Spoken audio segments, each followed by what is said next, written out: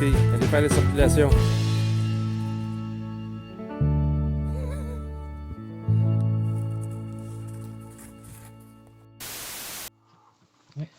Hier soir, quand je me suis couchée, notre belle Andy avait des contractions, elle était en travail. Hein. Je l'avais dit dans l'autre vidéo qu'elle nous surprendrait probablement.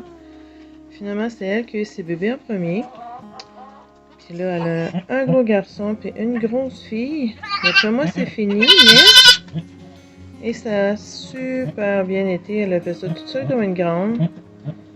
Puis moi, par hasard, je me suis réveillée à 3 heures. J'ai lutté avec le désir de regarder la caméra. En fait, ça me tentait pas, je voulais pas me lever.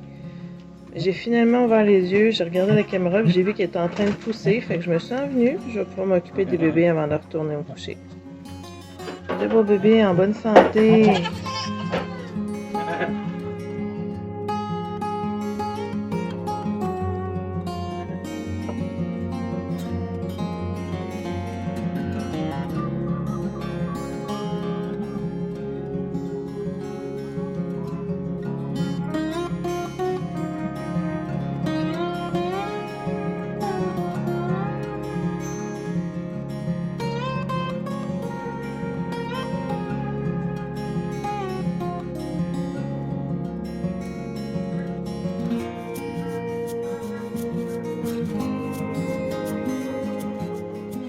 C'est notre nouveau petit garçon. Il est noir comme sa grand-maman était. La maman a Andy. La petite fille est cachée. C'est drôle ses oreilles. Il est tellement cute. Il ressemble à un petit toutou. Hey petit gars! Hey petit gars! Et où ta petite sœur là? C'est la belle petite fille. Ça, c'est la belle Andy. Vous avez des belles oreilles, les bébés. Là, je vais juste m'assurer que bébé boit bien. Oui, Andy. Je veux juste être sûre que tes bébés boivent bien.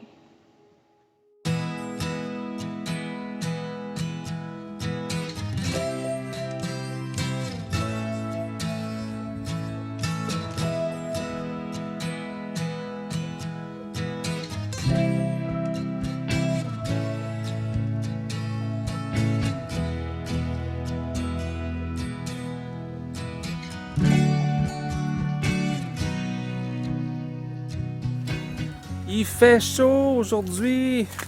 Enfin! On peut sortir sans manteau. Mais ça prend des bottes. Des bottes à marde, comme on dit au Québec. Parce que disons que c'est pas juste la neige qu'ils font, hein?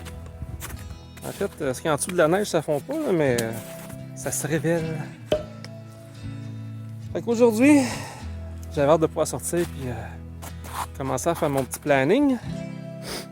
On va construire cette année un cabanon pour le jardin parce que la serre est pleine de stock. Puis là, il faut sortir nos plants. Ça commence à pousser pas mal, fait qu'il faut sortir nos plants pour faire des transplantations. Ouais, des repiquages, c'est ça. Dans la serre. Et là, la serre est occupée ben trop. Ça prend la place au complet parce qu'on va couvrir le plancher. Le sol de la serre avec ce qu'on va repiquer. Et je regarde, je suis en train d'analyser où je vais mettre mon cabanon. J'ai récupéré du bois de mon patio de piscine que j'ai démonté.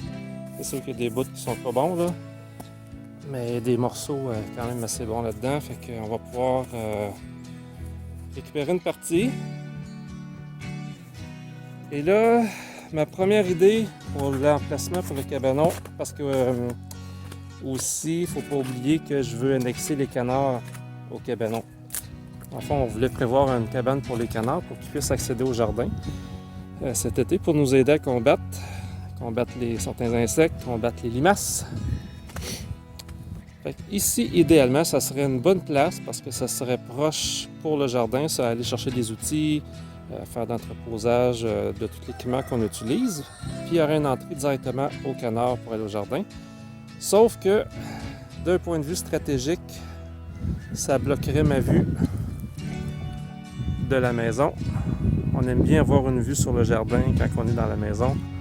Surtout quand on est en été, on observe qu'est-ce qui se passe, y a-t-il des animaux dans le jardin, y a-t-il quelque chose qu'il faudrait intervenir. Fait que, bref, en tout cas, ça me bloquerait la vue, mais pas de tout le jardin. Fait que c'est quand même pas la fin du monde. Fait qu'idéalement, ce serait ici. L'autre place, ce serait peut-être l'autre côté là-bas. Sauf que là, juste entre l'arbre et ma deuxième entrée là-bas. Sauf que je serais proche du champ du voisin. Fait que je suis pas certain s'il y a des règlements ou quoi que ce soit qui m'empêcheraient de faire ça. Fait que ça serait à voir.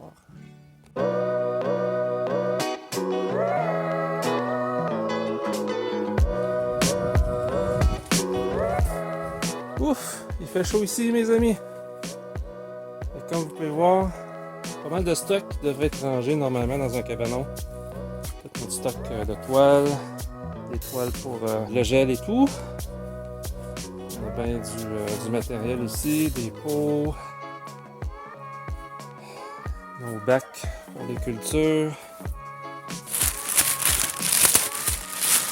J'ai commandé. Je pense qu'il y a une couple de centaines de pots là-dedans pour le repiquage.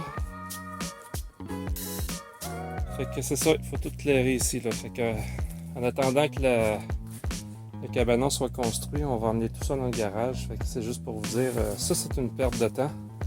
Parce que le garage est quand même assez loin. Ça, c'est une chose que je vais parler dans ma formation.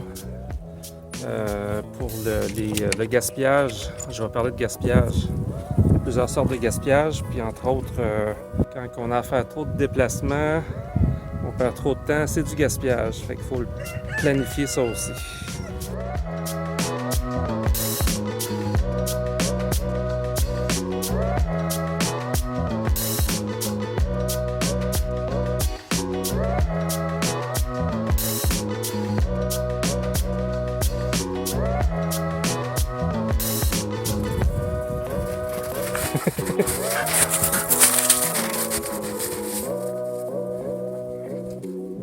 Ils sont folles. Un autre projet cette année que je veux faire, qui va nous servir pour se prélasser pendant au moins 3 saisons, mais c'est surtout pour nous permettre de faire la cuisine, la popote. À l'automne, quand on fait nos grosses conserves, ça va être un patio. En fait, j'ai un petit patio ici, là, mais je veux l'agrandir le double par ici. Puis je vais l'emmener jusqu'au côté de la maison. Puis je vais faire un genre de pergola dessus, par-dessus avec du Suntoff pour faire un effet de serre. Fait que d'un, ça va être bénéfique l'hiver. Puis en passant aussi les côtés, l'hiver, je vais les fermer avec du polythène, là, du plastique. L'été, ça va rester ouvert parce que sinon, on va avoir bien trop chaud. Mais ici, l'avantage, c'est qu'on a un gros érable qui donne beaucoup d'ombre ici. Fait que l'été, ça sera pas si pire. Le soleil ne fera pas trop... il n'y aura pas trop d'effet de serre l'été. Et l'hiver, ça va être tant mieux parce qu'on va avoir l'effet de serre là, qui va permettre de chauffer la partie ici et en même temps la maison. En fait, pas toute la maison, mais disons qu'il va y avoir quasiment la moitié de la maison qui va être face à un endroit un peu plus chaud. Ça va être bénéfique pour ça aussi. Sous cette nouvelle structure qu'on va faire, probablement à l'extrémité ici, on va faire une espèce de foyer de masse, ou je ne sais pas trop comment on va le faire, là, mais ça va nous permettre de faire cuire des aliments à l'extérieur.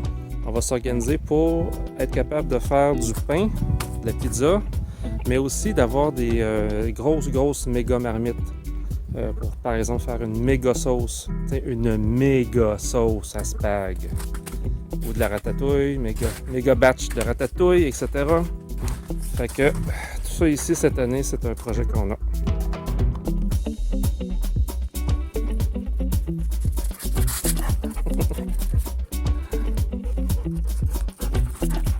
T'aimes ça courir? Vas-y, va courir, va chercher Marine!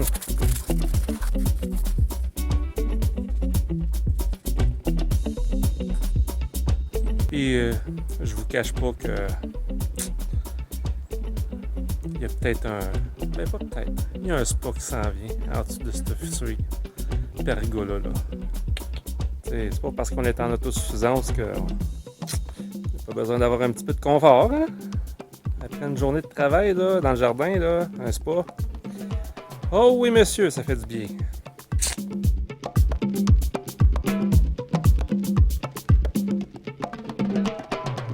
C'est le tour à Eben de mettre bas aujourd'hui.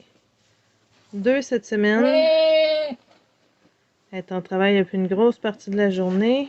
Son pied a doublé. Là, j'ai séparé Chesney. Parce que Chesney, elle faisait juste me coller. Puis regardez, elle gratte. Ça, c'est signe qu'elle va bientôt commencer à pousser. Quand ça commence à gratter, là, c'est parce que c'est imminent, ça s'en vient bientôt. Fait qu'on va souper un petit peu plus tard, mais au moins, ce ne sera pas à 3h, entre 3h et 4h dans la nuit. Puis, s'il y a de quoi, je fais juste montrer un peu plus tôt, à part ma traite, là. On va souhaiter que tout se passe bien. Les petits bébés ont 1 jour et demi à peu près. Ils vont bien. Les petits gars, je l'aide encore un petit peu à boire. D'après moi, ils boivent bien d'un des deux côtés, mais l'autre côté, c'est plus difficile. Mais là, ils abandonnent tout ronde. Ils sont crottés de méconium. Ça fait partie de la game.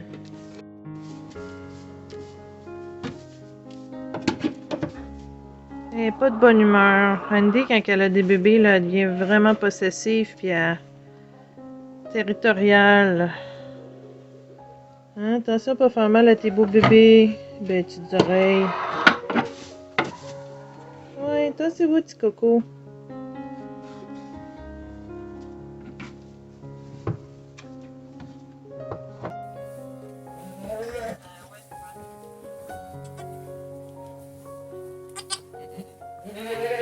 Deux petits gars. Oh non. Elle les a déjà eu, les deux? Regarde, on en a 2, là. Ah ben. Ben, c'est parce que je voyais pas bien, c'est foncé. C'est sombre, ouais. Il Bon. aime bien crasser pas mal. Des petits gars encore. Elle en a peut-être un 3e parce que c'est pas levé encore. Ah. Là, c'est tes bébés à toi, fille. Fait que t'as pas besoin d'avoir peur, là.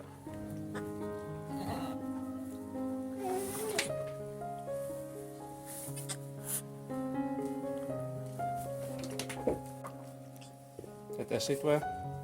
Tu dérangeais trop?